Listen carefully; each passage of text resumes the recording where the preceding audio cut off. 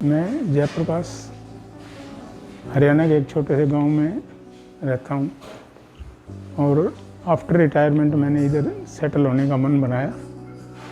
तो यहाँ पे डेराबस्सी में रह रहा हूँ। हाँ, मैं हरियाणा के गवर्नमेंट के एनिमल हस्बेंड्री डिपार्टमेंट में जॉब करता था और अब रिटायर हो गया हूँ और 31/12/2015 को रिटायर हुआ हूँ। इससे पहले मैंने जैसे मेरे गांव के आसपास ही नौकरी की या हिसार में की, डिस्ट्रिक्ट हिसार में। हिसार ही ज़्यादा मेरा कार्य क्षेत्र भी रहा। जैसे मैं ट्रेड यूनियन वगैरह में थोड़ा काम कर लेता था, तो ताकि अपने यूनियन के लोग भी वो एज वेल रिगार्ड देते थे और वो पूरा ध्यान रखना था, मेरी ड्यूटी बनती थी, तो मैं करता था ऐसे। और उसके बाद रिटायर होने के बाद जैसे वो लाइफ ज़्यादा सक्रिय थी, उसमें बहुत ज़्यादा वो था मतलब भाग दौड़। और फिर ये जो बाद की लाइफ आई जैसे रिटायरमेंट के बाद, तो इसमें बड़ा अजीब लगा मुझे कि कोई काम ही नहीं है सुबह से शाम तक, और बड़ा बोरिंग और बड़ा मतलब डिप्रेशन टाइप लगा कि भाई कैसे ये लाइफ चलेगी। कई बार तो ऐसे भी कहते थे रिटायर हो गया तो इसकी अब क्या ज़रूरत है, मजाक में ऐसे भी बोल देते थे।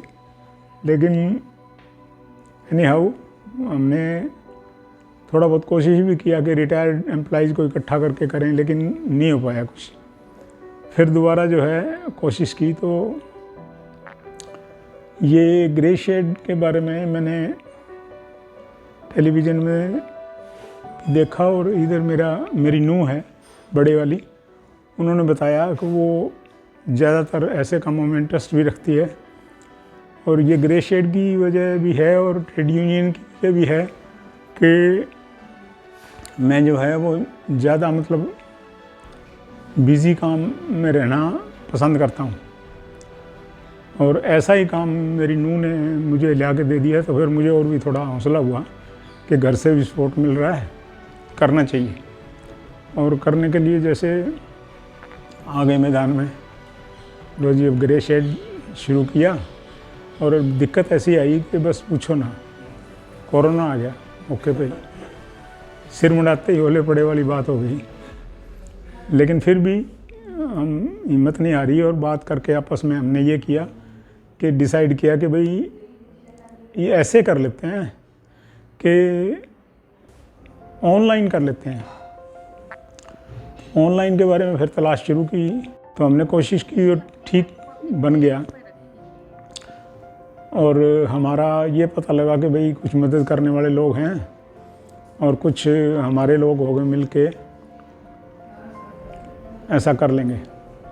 तो हमने फिर ऑनलाइन शुरू कर दिया और अब ऑनलाइन के ऊपर काम चल रहा था, तो ये भी टाइम पूरा हो गया। अब इससे भी रिटायरमेंट होना था। ग्रे शेड में आने के बाद थोड़ा आसान हो गया हमारे लिए। मतलब वहाँ पे एक स्ट्रक्चर था, कुछ लोग थे अपने इसी इंटरेस्ट के, तो उसमें एक होमली एनवायरनमेंट लगा और घर से सपोर्ट मिला। तो फिर ये जो है मददगार होने की वजह से थोड़ा आसान हो गया हमारे लिए। ग्रे शेड ने मुझे ऐसे किया कि अगर कोई मेरा इंटरेस्ट जान करके तो वैसी ही वीडियो देना या वैसा ही मटेरियल देना या मीटिंग में बैठ के बात करते दफ़ा ये जाहिर करना कि भाई ये भी एज वेल इम्पोर्टेंट है जितने दूसरे हैं। तो आप इसको इस तरह से ना लें कि ये कम इम्पोर्टेंट का काम है, इम्पोर्टेंस का काम है और इसको आप ले जाएंगे खींच के।